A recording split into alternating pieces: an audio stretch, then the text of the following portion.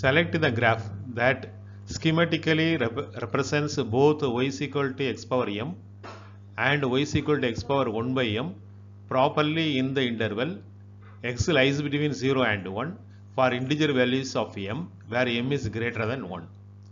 x value பார்த்தீங்கன்னா 0ல இருந்து 1 வரை பார்த்தோம். இந்த ரீஜியன்ல எப்படி இருக்கும்னா x ஸ்கொயர் வந்து x விட சின்னதா இருக்கும். இந்த x உடைய வேல்யூ 0 to 1ல x ஸ்கொயர் வேல்யூ கம்மியா இருக்கும். ஸோ m வந்து கிரேட்டர் தேன் 1னா x squared x power m. For example m வந்து 2ன்னு எடுத்தோம்னா x ஸ்கொயர் y இஸ் ஈக்குவல் டு எக்ஸுங்கிறது இந்த லைன், x ஸ்கொயருங்கிறது இந்த லைன், அதை விட கம்மியாக இருக்கும்.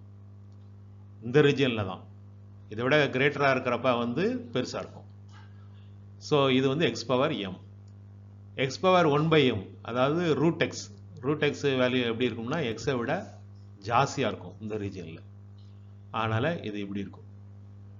இன்னொரு மெத்தடில் பார்த்தோம்னா y ஈக்குவல் டு எக்ஸ் ஸ்கொயருங்கிறது பேரபோலா. ஸோ இது பேரபோலிக்காக இருக்கும். இது x பவர் 1 by mங்கிறது அதுக்கு மேலே எப்படி இருக்கும். Okay, thank you.